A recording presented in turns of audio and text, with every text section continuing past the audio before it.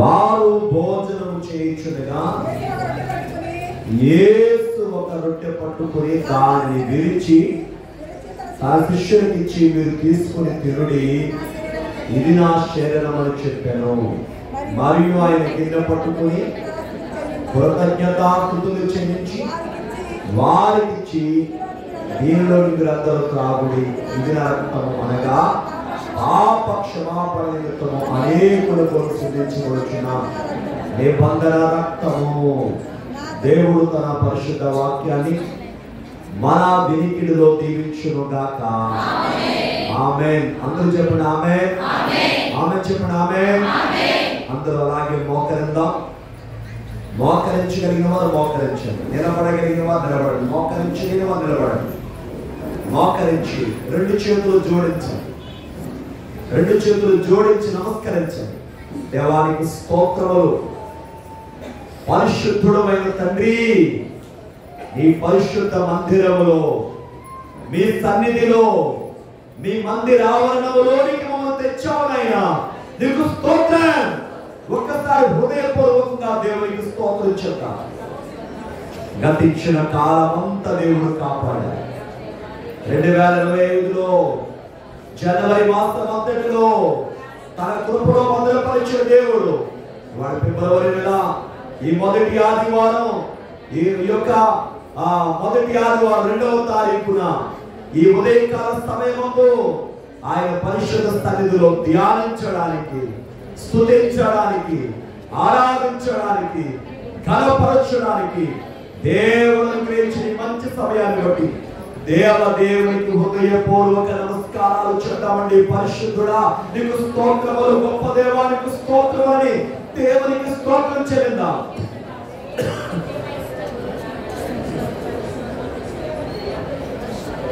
మహాపరిశుద్ధుడు అయిన మా తండ్రి, నీకు వందనాలు తండ్రి. మమ్మల్ని బిడ్డలుగా ఎన్నుకున్న వందనాలు. మీ రక్షణ మాకు దయచేస్తారు నాయనా, నీకు స్తోత్రములు. నీ సన్నిధిలో నిన్ను స్తుతించడానికి, ఆరాధించడానికి, నీ యందు ఆనందించడానికి అయ్యా మీ యొక్క ఏర్పాటు స్థలానికి మమ్మల్ని తోడుకొచ్చావు తండ్రి. నీకే మహిమ, ఘనత, కీర్తి, ప్రభావములు చెల్లిస్తుంది. మహోన్నతుడా నీకు వందనములు ప్రభువా. పరిశుద్ధుడు అయిన తండ్రి, స్తోత్రములు దేవా.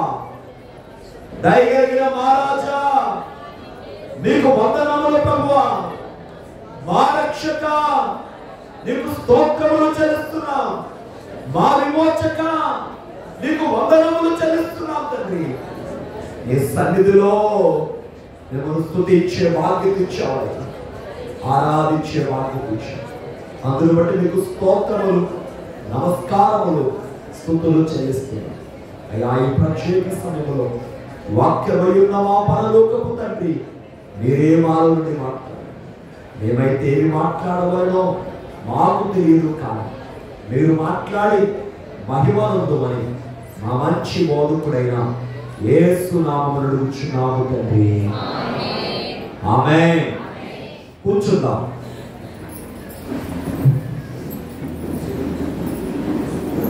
నీ చేతిలో రొట్టెను నీవు యేసయ్యా, ఆశీర్వదించు యేసయ్యా.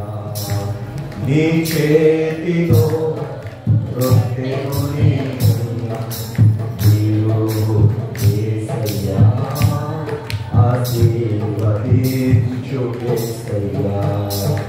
హింసకుడు, దూషకుడు, హానికరుడైన పౌలును విరచితివి, పౌలుగా మార్చితివి. హింసకుడు, దూషకుడు, హానికరుడైన పౌలును విరచితివి, పౌలుగా మార్చితివి. నీ చేతిలో రొట్టెను నీవు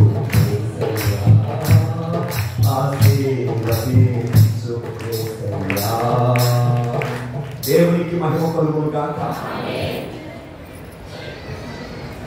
ప్రభు నామమును బట్టి కృపా సమాధానం మనకెల్లరికీ కలుగును గాక.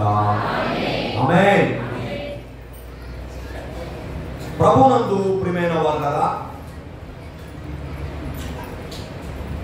దేవుని పరిశుద్ధ వాక్యము నుండి కొన్ని సంగతులు మనం ఈరోజు ధ్యానం చేసుకుంటామండి. ఈ మొదటి ఆదివారం మనమందరం కూడా ఒక ప్రత్యేకమైన అంశం కొరకు మనం ఇక్కడ కూడుకున్నాం. అదేమిటంటే ఆరాధన, రెండు ప్రత్యేకత, సంస్కార ఆరాధన, సంస్కారపు విందు. యేసు ప్రభువారు ఈ సంస్కార విందుల గురించి చెప్తూ ఒక మాట అంటాడు, నన్ను జ్ఞాపకము చేసుకునడానికి మీరు దీన్ని చెయ్యండి. స్పష్టంగా అది ఒక ప్రేమపూర్వకమైన ఆజ్ఞ. నన్ను జ్ఞాపకం చేసుకునడానికి మీరు దీన్ని చేయండి. ఈరోజు మనమందరం కూడా ప్రభు యొక్క బలలో పాలు పొందుకోవడానికి, ఆయన చేసే రక్తాలు అందుకోవడానికి స్థలానికి వచ్చాం. దేవుని వాక్యం నుండి ఒక ప్రత్యేక అంశాన్ని మనం ఈరోజు ధ్యానం చేసుకున్నాం. అదేమిటంటే ఆయన చేతిలో విరవబడిన రొట్టె అనడమా, యేసయ్య చేతిలో విరవబడిన రొట్టె. విరుచుట అనగా అనేక, అది సంపూర్ణతకి, అద్భుతానికి, పరిపూర్ణతకి, వృద్ధికి సంకేతంగా కనబడుతుంది యేసయ్య చేతిలో విరవబడడం. ఇప్పుడు మీరు చదువుకున్నారు మత్తయి సువార్త 26:26లో ఇలా వ్రాయబడింది, వారు భోజనం చేయించుండగా యేసు ఒక రొట్టె పట్టుకొని దానిని ఆయన ఆశీర్వదించి విరచి, అందరన్నామా గట్టిగా చెప్పండి, విరిచి తన శిష్యునికి ఇచ్చి, మీరు తీసుకుని తిరుడి, ఇది నా శరీరం అని చెప్పారు. ప్రభు పట్టుకునేది రొట్టె, ప్రభు ఆశీర్వదించింది రొట్టెకే, కానీ విరిచిన తర్వాత అంటున్నాడు ఇది నా శరీరం. వారు మాట శిష్యులు మాట్లాడలేదు. ప్రభు చేత అందుకున్న ఆ శరీరము నేటి వరకు అందించబడుచు ఉన్నది. మీకు అర్థం వాళ్ళకు మాట చెప్తాను. మత్తయి సువార్త 14వ అధ్యాయంలో చదువుతున్నాము. యేసు ప్రభువారు ఆయన చేతిలో ఉన్న రొట్టెలను విరిచినట్టుగా మనకి వాక్యం చెప్తుంది. విరిచట శిష్యునికి ఇచ్చాడు. కానీ అదే ఆహారాన్ని గురించి శిష్యులు విరవక ముందు మాట్లాడిన మాట, అయ్యా మన దగ్గర ఉన్న ఆహారం అంతా 5 రొట్టెలు 2 చేపలు తప్ప, తప్ప అంటే అది తప్ప వేరే ఏది లేదు అని చెప్పారు. కానీ అదే ఆహారాన్ని యేసు ప్రభు పట్టుకుని ఆశీర్వదించి విరిచి శిష్యులకు ఇచ్చినప్పుడు, అయ్యా ఇదే ఇచ్చారేంటి మాకు అని అనలేదు. వాళ్ళు అన్నారా? అనలేదు. విరవగానే దానిలో ఒక పరిపూర్ణత వారికి కనబడింది.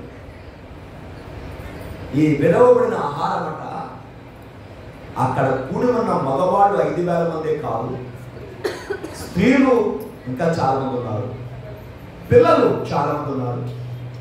అక్కడ వాక్యం మనకి ఏం చెప్తుందంటే, వారందరూ తిని తృప్తి పొందిన తర్వాత మిగిలిన మొక్కలెత్తితే 12 గంపలైన దేవుడికి మహిమ. విరవబడినది తృప్తికరంగా, సంపూర్ణంగా అందించబడింది. నమ్మిన వాళ్ళ స్తోత్రం చెప్పండి. విరవబడిన ఆ రొట్టె తృప్తికరంగా, సంతృప్తికరంగా అందరికి ఏమైందమ్మా? అందించబడింది. అదే మాటను తీసుకుంటే మనం యేసయ్య శరీరం కూడా విరవబడింది. దేని గురించి పౌలు గారు ఏమన్నాడో చూద్దాం. అపొస్తలుల కార్యం, కొరింథీ పత్రిక, మొదటి పత్రిక 11:24 చూద్దాం ఒకసారి. దానిని విరిచి ఇది మీ కొరకైన నా శరీరము, 11:24 ఇది మీ కొరకే నా శరీరము నన్ను జ్ఞాపకం చేసుకున్నట్లే దీనిని చేయడని చెప్పాను. ఆ ప్రకారమే భోజనమైన పిమ్మట ఇంకోసారి చూడమ్మా. అపోస్తలుల కొరింథీ పత్రిక 11:24 దానిని విరిచి 23 చదవమ్మా. నేను మీకు అప్పగించిన దానిని ప్రభువు వలన పొందితిని. వినండి, మత్తయి సువార్త 14వ అధ్యాయంలో ఆ పచ్చిక మీద ఆహారం పెట్టడానికి యేసయ్య రొట్టె మీద శిష్యుల చేతులు ఎలా పెట్టాడో ఇక్కడ పౌలు గారు చెప్తున్నాడు. ఏమో తెలుసా? నేను మీకు అప్పగించిన దాన్ని ప్రభువు వలన పొందితిని. ఎవరి వలనమ్మా? ప్రభువు వలన. ఆనాడు మత్తయి సువార్త 14వ అధ్యాయంలో ఆ కొండ మీద లేక పచ్చిక మీద విరవబడిన ఆహారం ఎలాగైతే సంపూర్ణంగా మార్చబడిందో అలాగే ఈవేళ విరవబడిన మన ప్రభువైన యేసయ్య సర్వమానవాళికి సంపూర్ణమైన ఆహారం. దేవునికి స్తోత్రం. హల్లెలూయా. కాబట్టి ప్రియ దైవ జనాంగమా, పౌలు గారు అంటే నేను మీకు అప్పగించిన దాన్ని ప్రభువు వలన పొందితిని. ఇది ఎవరిచ్చిందమ్మా? ఎవరికి ఇచ్చాడు? అపోస్తలులు. ఆగాడు. అపోస్తలులు అర్థం తెలుసా? పంపబడిన వాళ్ళు. ప్రభు కోసం, ప్రభు సేవకై, ప్రభు నిమిత్తం పంపబడిన వారే అపోస్తలులు. ఆవాళ్ళ నుంచి ఇవాళ వరకు అది అందించబడుతూనే ఉంది. మనందరి యొక్క తృప్తినివ్వడం కోసం, మన సరిచేయడం కోసం ఆ విరవబడిన ఆహారం. సరే, ఈ ఆహారం అందుకునే మనకు కూడా విరవబడిన అనుభవం కావాలి. కావాలా? కావాలవుతా? కాకుండా మనం కూడా ఎవరికి ఉపకారం కాదు. యేసయ్య విరవబడ్డారు. ఆయన నమ్మిన ప్రతి వారి జీవితంలో అతి సంపూర్ణత, తృప్తి, పరిపూర్ణత ప్రభువుని బట్టి ఎలాగైతే పొందుకున్నారో దేవుని బిడ్డలని పేరు కలిగిన మనం కూడా, సంస్కారం అందుకున్నటువంటి మనము కూడా ప్రతి నెల ఆయన శరీరాలు అనుభవిస్తున్నాము. దైవ జనాంగమా, మనలో కూడా విరవబడిన అనుభవం వస్తేనే మనము అనేక మందికి ఉపకారంగా మార్చబడతాం. దేవునికి స్తోత్రం. ఒక్క వచనాన్ని మీకు జ్ఞాపకం చేసిన ముందుకెళ్తాను వాక్యంలో. కీర్తన గ్రంథము 51:8 వచనం. ఉత్సాహ సంతోషములు నాకు వినిపించుము. ఉత్సాహ సంతోషములు నాకు వినిపించుము. అప్పుడు నీవు విరిచిన ఎముకలు హర్షించును. మన వాక్యాంశం ఇవాళ విరుచుట. దేవా, నీవు విరిచిన ఎముకలు సంతోషిస్తాయి. చదివా? మీరు విన్నారు కదన్నమాట. ఏం సంతోషిస్తాయంట? దేవుడి చేత విరవబడిన ఎవరికైతే ఉంటుందో, దేవుడి చేత ఎవరైతే సంపూర్ణంగా వారు ఆ పరిపూర్ణతను కలిగి దేవుని కొరకు యథార్థంగా జీవిస్తారో వారెల్లప్పుడు ఎలా ఉంటారమ్మా? సంతోషిస్తారు. అందుకే యోబు గారు అంటాడు, ఆయన నన్ను శోధించిన తర్వాత నేను నా దేవునికి సువర్ణము వలె కనబడుతున్నానని యోబు గ్రంథం 23:10. దేవుడు నన్ను శోధించాడు, నేను పాడయ్యాను అన్నాడా? లేదండి. దేవుడు నన్ను శోధించాడు, నాకు ఆరోగ్యం పోయింది, బిడ్డలు పోయారు, ఆస్తి పోయారు, ఆరోగ్యం పాడైపోయింది, అవమానం కలిగింది అని అనలేదు. కానీ దేవుడు నన్ను శోధించిన తర్వాత నేను నా దేవునికి సువర్ణము వలె ఇదే విరిచిన ఎముకలు హర్షిస్తాయి. దేవుని చేత ఎవరైతే సరిచేయబడతారో వారు ఎప్పుడు కూడా దేవుని యందు ఆనందిస్తారని దేవునికి మహిమ కలుగును గాక. మీకు ఇవాళ ఒక నలుగురు భక్తులను, ఒక నలుగురు వ్యక్తులను మీకు జ్ఞాపకం చేసి నేను వాక్యాన్ని ముగిస్తాను. దేవుడు విరిస్తే ఆ క్రొత్త రూపం ఎలా ఉంటుందో, దేవుడు విరిస్తే ఆ వ్యక్తి ఎలా మారుతాడో మనం చూద్దాం. మొదటిగా మీకు పౌలు భక్తుల గురించి చూపిస్తున్నాను. తిమోతికి రాసిన మొదటి పత్రిక 1వ అధ్యాయం 12వ వచనం చూద్దాం. పూర్వము పౌలు గారు తన యొక్క చరిత్ర చెప్తున్నాడు. పౌలు గారు తాను ఎలా ఉండేవాడు అంతకు ముందు, తన స్థితి ఏమిటో, తన పరిస్థితి ఏమిటో చెప్తున్నాడు చక్కగా. పూర్వము అంటే ప్రభువుని ఎరగని కాలంలో, ప్రభు చేత పట్టబడిన కాలానికి ముందు, అంటే ప్రభువుని ఎరగక ముందు, ప్రభు ఎవరో ఆయనకు తెలియక ముందు పూర్వము అన్నమాట అన్నాడు. పూర్వము దోషకుడు, హింసకుడు, హానికరుడు అన్నాడు. ఏమన్నాడమ్మా? ఎవరంట ఆయన?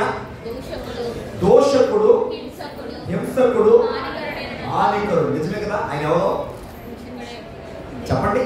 మీరు చూస్తే ఇంకా అర్థం అవ్వాలని ఇంకో మాట కూడా చదివిస్తాను. అపోస్తలుల కార్యం 9వ అధ్యాయం మొదటి రోజు చూడండి సార్. అపోస్తలుల కార్యం 9వ అధ్యాయం. సౌలు ఇంకను ప్రభు యొక్క శిష్యులను ఏం చేస్తాడంట? బెదిరించడము. అమ్మా బెదిరిస్తున్నాడు, మాట్లాడకపోతే హత్య చేస్తున్నాడు. ఎటువంటి క్రూరత్వం చూసారా సౌలులో ఉన్న క్రూరత్వం? ఎటువంటి వాడినైనా సంఘాన్ని బెదిరిస్తున్నాడు. అతను దారి కలిగి రాకపోతే ఏం చేస్తున్నాడు? హత్య చేస్తున్నాడు. అలా పర్మిషన్ పొందాడంటే ఎంత ఘోరమో చూడండి. అదే విషయం మారిన తర్వాత చెప్తున్నాడు. ఎవరు తెలుసా? పూర్వం దోషకుడను, హింసకుడను, హానికరుడు. ఇప్పుడు అదే అధ్యాయం 16వ చదవండి. ఆయనను అమ్మా ఇప్పుడు తిమోతి పత్రిక 1వ అధ్యాయం 12వ వచనంలో దోషకుడను, హింసకుడను, హానికరుడనైన నేను ఇప్పుడు ఎలా ఉన్నాను తెలుసా? నిత్య జీవం పొందడానికి ఎవరైతే యేసు వద్దకు వచ్చారో వారందరికీ నేను మాదిరిగా ఉన్నాను. దేవునికి స్తోత్రం. ఎలా ఉన్నాడమ్మా? దేవుడు విరిస్తే సంఘానికి మాదిరయ్యాడు, విశ్వాసులకు మాదిరయ్యాడు, దేవుడి బిడ్డలకు మాదిరయ్యాడు, సంఘములకు గొప్ప నాయకుడు అయ్యాడు. 2 ఖండాల్లో దేవుని సేవ చేశాడు, 13 పత్రికలు రాశాడు, అనేక మంది యోధులను దేవుని కొరకు ప్రత్యేకంగా సిద్ధపరుచుకున్నాడు. దేవునికి మహిమ కలుగును గాక. దేవుడు విరిచిన అనుభవం సౌలు పౌలుగా మారడం. దేవునికి మహిమ కలుగును గాక. మీకు తెలుసా సౌలు అంటే అర్థం గొప్పవాడు. సౌలు అంటే అర్థం ఏంటమ్మా? పౌలు అంటే చిన్నవాడు. నేను క్రూరుడుగా ఒక భయంకరమైన వ్యక్తిగా ఉన్నటువంటి ఆ సౌలును చూసినప్పుడు మనందరికీ భయం కలుగుతూ పరిస్థితి ఇదా అని. కానీ అదే సౌలును దేవుడు విరిస్తే ఎలా మారాడు?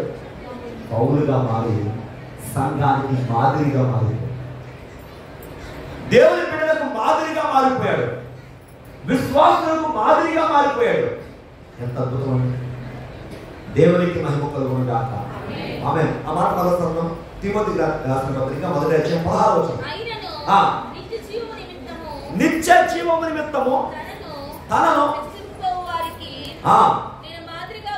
నేను మాదిరిగా ఉండలాగున యేసుక్రీస్తు తన పూర్ణమైన దీర్ఘశాంతమును ఆ ప్రధాన పాపి అయిన దేవుడికి మహిమ కలుగును గాక. మా దేవుని బిడ్డకు మాదిరిగా ఉండడానికి నాలో దేవుడు ఏమి ఇచ్చాడు?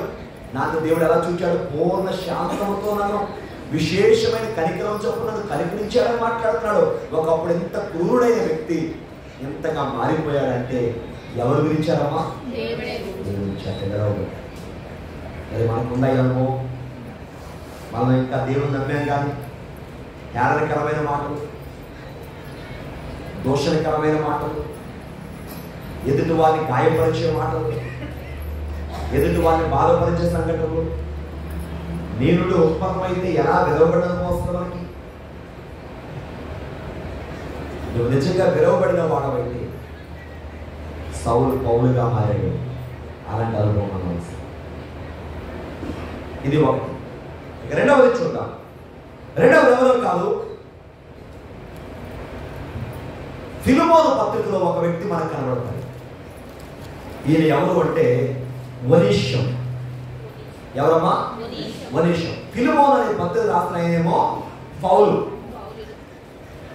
వ్రాయించినది ఫిలిమోను అనే వ్యక్తి. ఆ పత్రికలో ఎవరి కోసం మ్యాటర్ రాస్తాడంటే వనీష్యం అనే వ్యక్తి కోసం రాస్తాడు. ఏం రాస్తాడు చూద్దాం.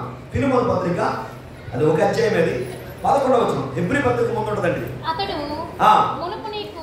పూర్వము నీకు నిష్ప్రయోజనమైన వాడే గాని ఎటువంటి వాడు అంటే అందరూ చెప్పాలమ్మా. ఎక్కడ చెప్పాలి? మా కుర్చీలో కూర్చున్న మా మగవాడు చెప్పట్లేదు. అయ్యా వినపడుతుందా మీకు?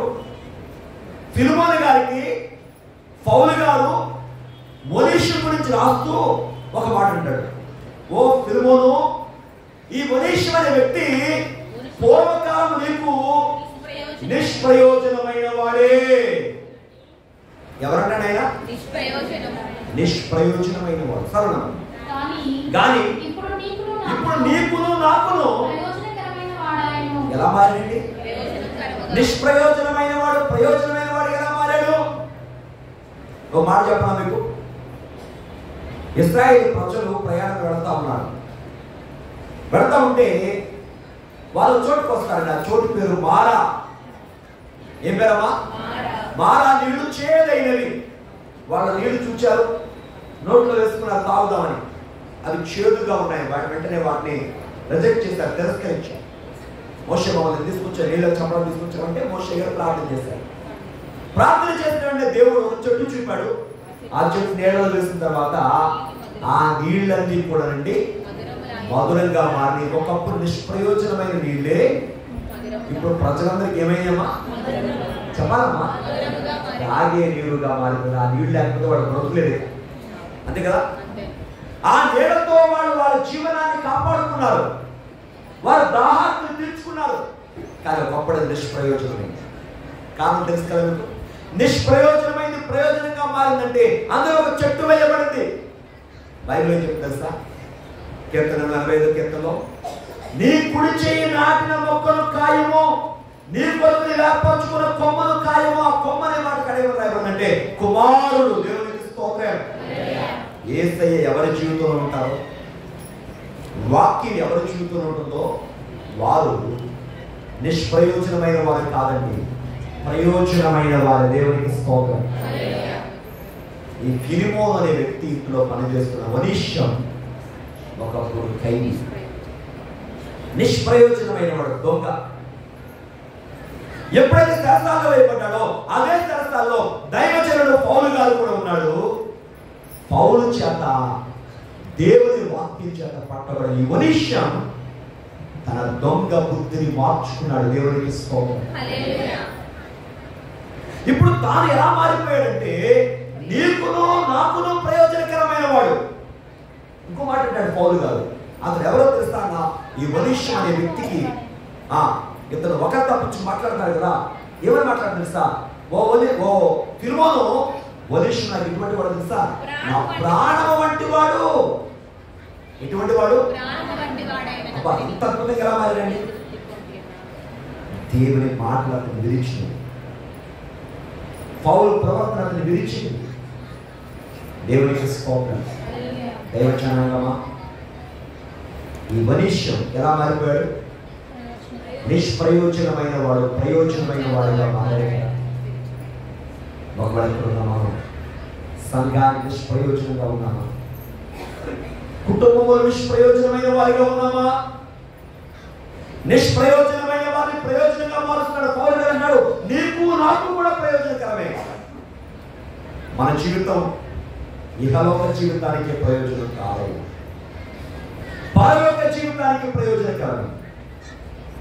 కేవలం భౌతిక జీవితానికే కాదు, ఆత్మీయ జీవితానికి ప్రయోజనకరం.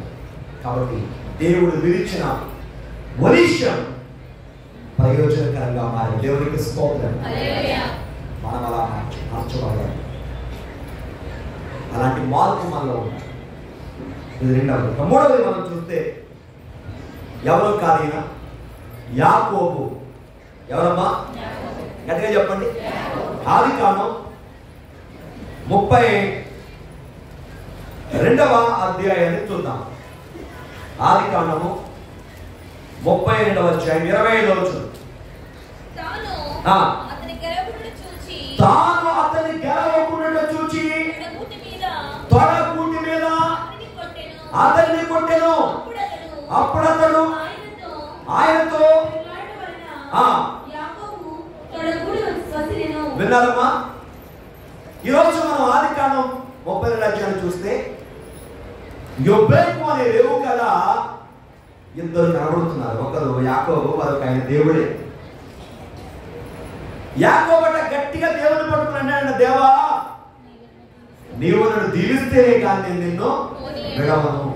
మనం అనుకోవచ్చు ఏమంటే పాస్టర్ గారు చక్కని కుటుంబం ఉంది, చక్కని బిడ్డలు 12 మంది అప్పటికే పుట్టారు, అలాగే మనం చూస్తే పశువులకు లోటు లేదు, వెండి బంగారం లోటు లేదు, పేరుకు లోటు లేదు, మరి ఇంకేంటి ఆశీర్వాదం? దేవుడు బిడ్డారా, కేవలం ఈ శరీర సంబంధమైన ఆశీర్వాదం ఆగిపోదామా?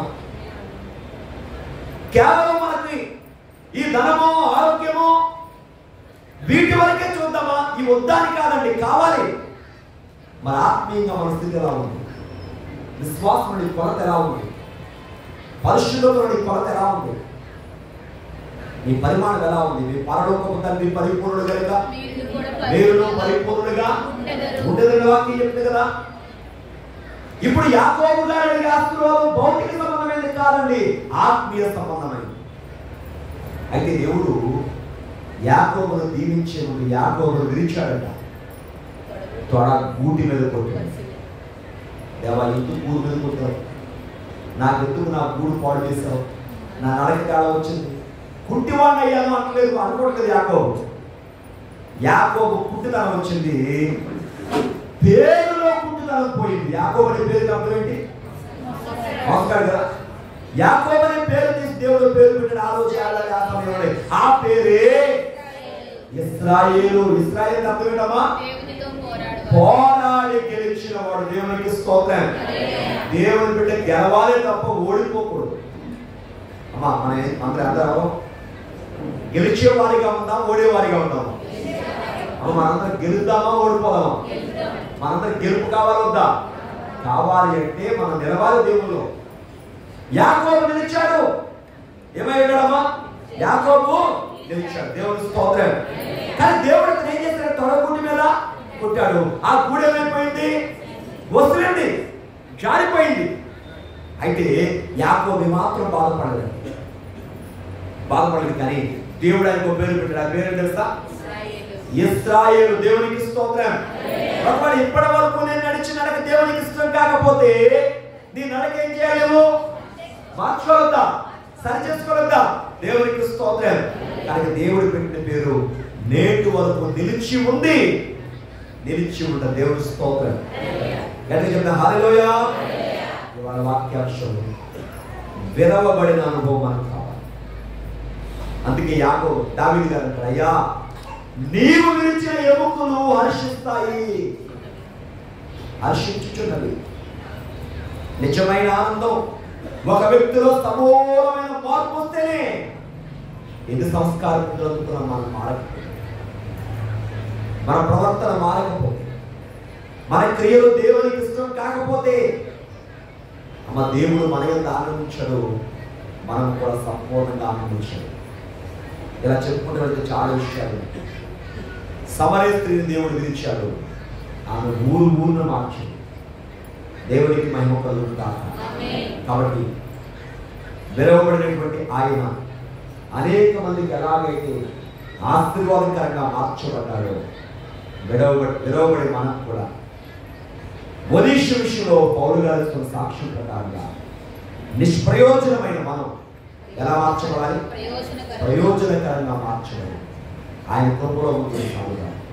అమ్మా, ఈ లోకంలో మనం దేవుని కొరకు అనేక ఆత్మను రక్షించాలంటే మనం దేవుని కొరకు యథార్థంగా జీవిస్తూ ఆయన కృపలో మనం ఎదుగుతూ ఆయన రాకడానికి మనం సిద్ధపడ్డాం.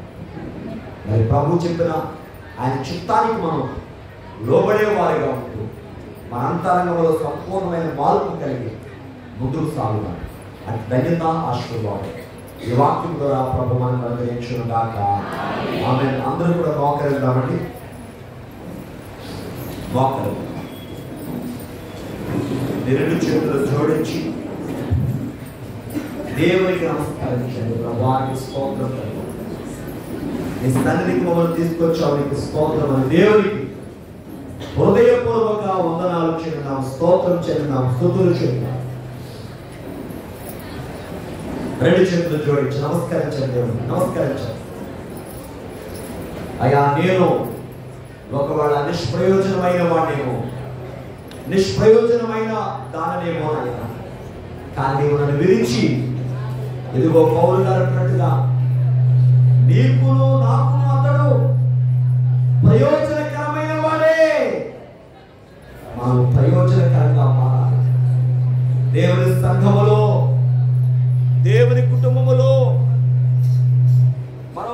ప్రయోజనకరమైన వారిగా ఉండాలని వాక్యం చెప్తుంది. దేవా ఆ విధంగా మేము జీవించడానికి సహాయం చేయాలైనా అని ప్రార్థన చేద్దామండి. ప్రార్థన చేద్దాం.